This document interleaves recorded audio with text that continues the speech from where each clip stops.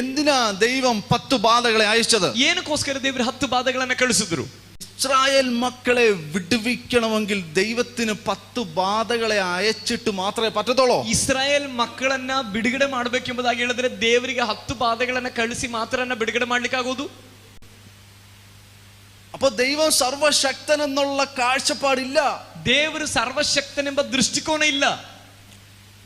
ഫറവോന് മാനസാന്തരം വരുത്താൻ ദൈവത്തിന് 10 ബാധകളെ അയച്ചു. ഇങ്ങനെ കാത്ത് ഒരു ബാധ അയച്ചു, ഫറവോൻ മാറുന്നില്ല. അടുത്ത ബാധ അയച്ചു, ഫറവോൻ മാറുന്നില്ല. 10 ബാധകളെ അയച്ചിട്ട് ദൈവം ഇങ്ങനെ കാത്തിരിക്കും, ഫറവോൻ മാറുമായിരിക്കും. 10 ಬಾಧೆಗಳನ್ನು ಒಂದೊಂದು ಬಾಧೆಗಳನ್ನು ಕಳಿಸುವಾಗಲೂ ಫರೋಹನನ್ನ ಮಾನಸಾಂತರಕ್ಕೋಸ್ಕರ, ಫರೋಹನನ್ನು ಬದಲಾಗೋಕ್ಕೋಸ್ಕರ ದೇವರು ಈ ತರ ಕಾಯ್ತಾ ಇದ್ದಾರೆ, ಇವನು ಬದಲಾಗಬಹುದೇನೋ ಎಂಬುದಾಗಿ. ഹലോ, വചനത്തിന്റെ ടേസ്റ്റ് നമുക്ക് പിടിക്കണം. നാവിന്റെ മേൽ ವಾಕ್ಯದ ರುಚಿ ನಮ್ಮಲ್ಲಿ ಹಿಡಿಯಬೇಕು.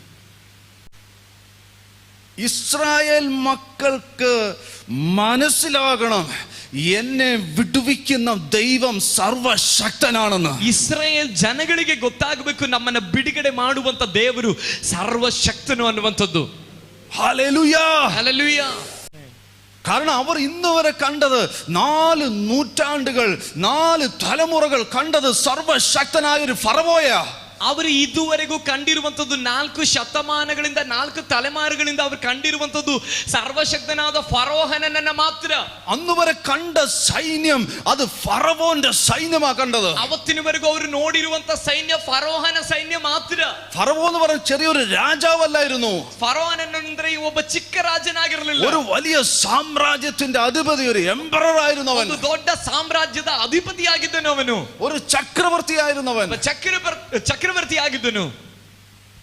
അപ്പോൾ ഈ 430 വർഷത്തെ ഇസ്രായേൽ മക്കളുടെ തന്റെ ജനത്തിന്റെ മൈൻഡ് സെറ്റ് പൊളിക്കാനാണ് ദൈവം 10 ബാധകളെ അയച്ചത്. ഈ 430 ವರ್ಷಗಳು ದಾಸತ್ವದಲ್ಲಿರುವಂತ ತನ್ನ ಜನಗಳ ಮನಸ್ಥಿತಿಯನ್ನು ಬದಲಾಯಿಸೋದಕ್ಕೋಸ್ಕರವಾಗಿತ್ತು ದೇವರ 10 ಬಾಧೆಗಳನ್ನು ಕಳಿಸಿದ್ದು. അവർക്ക് മനസ്സിലാകണം, എടാ ഞാൻ വിചാരിച്ചാൽ ആകാശത്ത് നിന്ന് മഴ പോലെ കല്ലുകൾ ഈ ഭൂമിയിൽ വീഴും.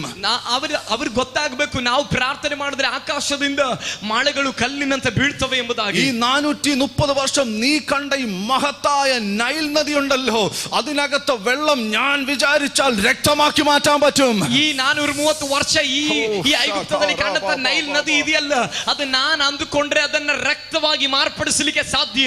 എനിക്ക് കഴിയാത്ത ഒരു കാര്യവും ഇല്ലെന്ന് എന്റെ മക്കൾ മനസ്സിലാക്കണം. ನನ್ನಿಂದ ಸಾಧ್ಯವಾಗದೇ ಇರುವಂತ ಕಾರ್ಯ ಯಾವುದು ಇಲ್ಲ ಅನ್ನುವಂಥದ್ದನ್ನ ನನ್ನ ಮಕ್ಕಳು ಅರ್ಥ ಮಾಡಿಕೊಳ್ಳಬೇಕು. ഇത് മനസ്സിലാക്കി വേണം നീ എന്റെ പുറകെ വരാൻ. ಇದನ್ನ ಅರ್ಥ ಮಾಡಿಕೊಂಡೆ ನೀನ್ ನಮ್ಮ ಹಿಂದೆ ಬರಬೇಕು. ഇനി ഒരു 40 വർഷം നീ നടക്കേണ്ടതാ. ಇನ್ನೊಂದು 40 ವರ್ಷ ನೀನು ನಡೆಯಬೇಕಾಗಿದೆ. ഇങ്ങനെ നടക്കുമ്പോൾ നിനക്ക് അറിയണം, നീ എന്നെ അറിയേണ്ടതുപോലെ അറിയണം.